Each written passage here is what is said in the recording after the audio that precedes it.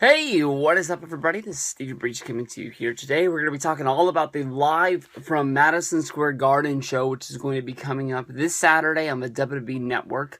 We all knew that things like these were going to be coming when the WWE Network was launched. In the first year, they really didn't sway away from their current schedule of pay-per-views, but in this year that we've been doing right now, we've had the Elimination Chamber brought up as its own pay-per-view, which sort of sprung to life in less than a week. We had the Beast from the East show that I don't think anybody really knew what it was going to be, but everybody made sure that they were going to stay up and find a way to watch this show, even though for me, it started at 2 in the morning on 4th of July. And I remember when news first came out that they were going to be running a pay-per-view on the 4th of July, the first thing that came to my mind was screw you guys. I was honestly upset because of the fact that, they thought I was going to give up, the 4th of July with my kids blowing up fireworks, eating watermelon, cooking hot dogs, things like that to watch wrestling. I devote a lot of my life to watching wrestling and talking about it, but there's no way in the world that I was going to give up a holiday. I didn't realize that, it was going to be shown live from Japan, where it was going to be shown at 2 o'clock in the morning. But honestly, the WWE Network is growing lots of fruit right now. You can definitely tell that it's worth the value. I mean, of only $10 a month, if you just think about this month alone, you think about, think about the upcoming 2 weeks. I mean, we're going to get this live show for Madison Square Garden, which is basically a house show with Brock Lesnar versus Big Show in the main event. You're going to see a steel cage match with Seth Rollins and John Cena. You're going to see a tag team title match with the New Day, one of the hottest acts inside of WWE. You wait a week, we're going to get the Brock Lesnar and Stone Cold Steve Austin, podcast live from Dallas, and then we're going to get the Hell in the Cell show live at the end of the month from Los Angeles with Brock Lesnar and Undertaker inside a Hell in the Cell for only like $10. It sounds like one hell of a deal, and WWE Network right now is pumping out tons of new shows like Table for Three. We just had the NXT panel that was shot SummerSlam weekend with everyone sharing their experiences about what NXT means and what they're doing down there, and really giving you a real explanation about everything that's going on. But this Madison Square Garden show honestly should be a lot of fun. But honestly, when it comes down to it, I don't really know a lot about what's going to be going down. I went to the WWE Network and I went to their schedule for the upcoming days. And on Saturday, it has a block of 2.5 hours blocked out for this show. So I know that they have to be having more matches in their advertising on the website. I just don't know what's an actual match for the show, what's going to be a dark match, what we're going to see and what we're not going to see. Obviously, the show that was live from Japan, they had more matches than we were shown at home. I think the Primetime Players were there and a few other teams, but the matches that they have advertised on WWE.com are only 3 matches. They're talking about John Cena versus Seth Rollins in a steel cage, Brock Lesnar versus a Big Show, which they've talked about on television, and also the Dudleys versus the New Day for the tag team titles are the matches that they're talking about. So those are the ones that we're going to talk about. This is going to be a ton of fun. Anytime you get to see Brock Lesnar is a ton of fun. So we'll see what's going down. We're talking about all these matches, and we'll get to you in a minute. In the tag team titles match, we're going to get under the New Day. We want some New Day. These guys are awesome. The New Day taking on the Dudley Boys in a rematch from the match of Night of Champions. The Dudley Boys are going to get their championship shot right there live in New York in Madison Square Garden. And I know that, they're making a lot about the fact that the Dudleys haven't wrestled at Madison Square Garden, and I believe 13 years. I believe it was 2002 was the last time they were there. They're making a lot of fact of, Brock Lesnar hasn't been there in 13 years. But when it comes to the Dudleys, I don't see the Dudleys winning the championships at Madison Square Garden. I know that it doesn't make a lot of sense for them to come back at the night after SummerSlam on Monday Night Raw, then, sort of get pushed to Night of Champions, getting their title shot, and then not getting the win there as well. And then sort of continuing the chase on down the road. But as you can see, everything is not going to work out to plan for the Dudleys and the primetime players. With Monday Night Raw, basically, you have the little clip of a promo from Titus O'Neil, basically saying that he's going to take care of business. The Dudleys are going to take care of business, and then basically the primetime players are going to be your number one contenders, and they're going to get that tag team gold. They come walking out on Raw, and they got welcomed to Squashville. Titus O'Neil got whooped. And I just don't think that everything's going to go according to plan to what's going down. It would be a great story for the Dudleys to win tag team gold, and I know that it's some monumental number of how many tag team championships they would have if they would have got this. I don't know if this is going to be their 30th one or something like that, some icing on the cake. But the Dudleys really fit into what's going down in WWE, and I don't want to see them slip down and just be another one of the teams inside of the mix, because when they came back, I thought it was a big deal. But honestly, when you talk about the tag team division and what's going down with everything there, the New Day is the best thing going in the world. I mean, Monday Night Raw, to have the New Day battling John Cena, even if it is Xavier Woods for the United States Open Challenge, that was some entertaining stuff. And that was one of the reasons that I was glad to be a professional wrestling fan. It's just like, when you think of when you're sitting down to watch a show, how many times they do an opening segment, and that leads to a match, and you're just looking at yourself like, am I really going to give them 3 hours tonight? Because I just don't think I can do it. But right off the bat, you're laughing. Basically, you got the New Day saying that they're coming after all the gold, and then once they win it, they're going to be the team Scrooge McDuck, because they're going to be swimming in gold. I mean, like, it doesn't get any better than that. That's one of the reasons that I'm glad that the New Day are on Raw, that I'm glad that they're together. I'm glad that I'm a professional wrestling fan. That's some fun stuff right there. But I don't know what's going to happen, but I definitely don't think that the Dudleys are going to win the tag team championships unless there is some kind of a stipulation with it being a tables match.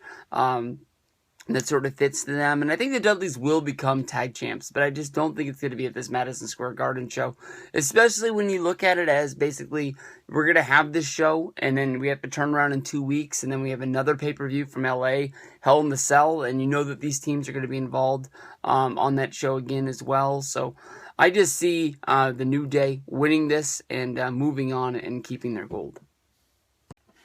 I got stuck listening to the Brian and Vinny show, and I didn't want to turn it off, but I forgot that I was making videos here. But the next match is going to be the Steel Cage match, which is going to be John Cena going up against Seth Rollins. This is going to be a United States Championship match. This month has not been very kind to Seth Rollins. He's been beaten by just about everyone on the WWE roster. It doesn't matter if it's John Cena, if it's Kane. Dean Ambrose beat the champion on SmackDown, which was not brought up on Monday Night Raw. Seth is at this weird place where, he's getting punked out by Sheamus. Sheamus is talking about he's going to be cashing in to becoming WWE champion. Kane, who's like one of the, even when he fought Daniel Bryan for the WWE championship after WrestleMania 30, he was then looked at as he was one of the weakest champions, contenders in a long time. It's like when Hogan would have WCW title matches against the Booty Man, and they were wondering why they weren't able to move the needle and sell pay-per-view buys along the way.